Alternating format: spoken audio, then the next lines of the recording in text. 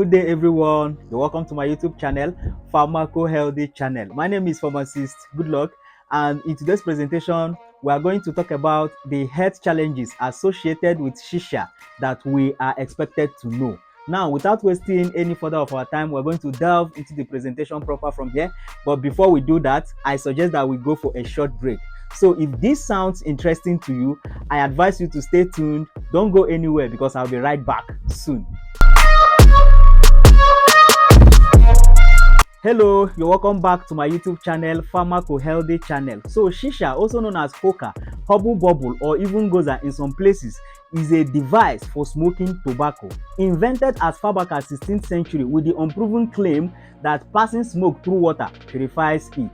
Despite the popular belief that Shisha allows smoker to smoke only purified smoke, the same Shisha smoking has been associated with a plethora of medical conditions, and because of this, researchers have come out to state that passing smoke through water does not purify it.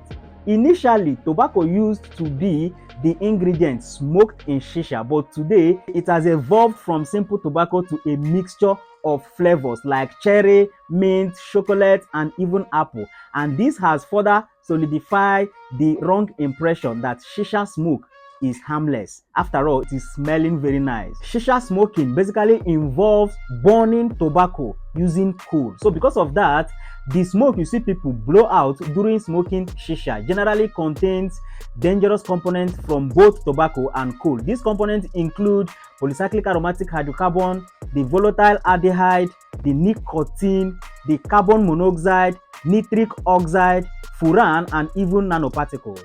Shisha smoking is basically associated with three main detrimental health effects, and these include number one, infection. Yes, Shisha smoking is associated with some infections like herpes, hepatitis, and even tuberculosis. Yes, I'm sure you never thought of this, but come close, let me tell you how this can happen. In most cases, Shisha is smoked in large groups rather than individuals.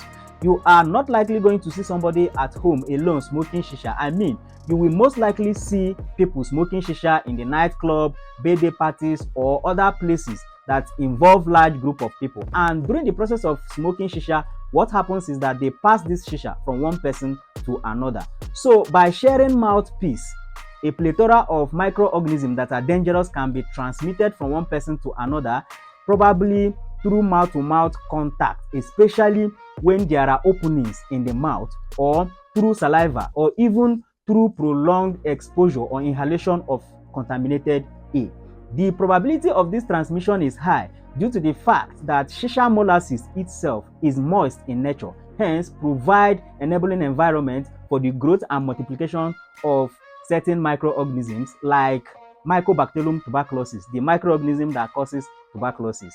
This explains the reason why recently Shisha cafes provide to every of their customers with a disposable plastic mouthpiece. But the question is, how many of these Shisha cafes do this? Secondly, a well-run Shisha regularly wash their Shisha pipe, but the relatively rigid and complicated structure of the Shisha apparatus makes it difficult for the internal aspect of this Shisha to be properly washed.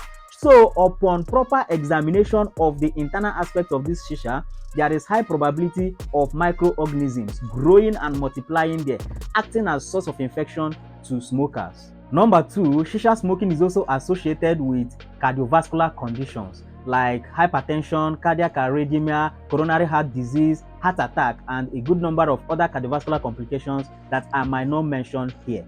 Number three, Shisha smoking is also associated with increased risk of cancer formation in different parts of the body.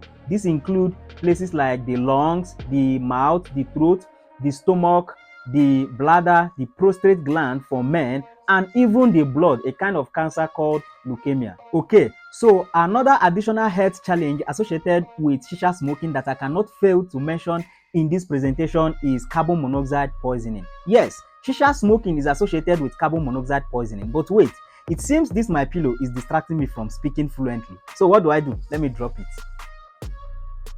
Okay, so naturally, hemoglobin is a component of the red blood cell that is responsible for picking up oxygen from the air we inhale. for their delivery to the different cells of the body.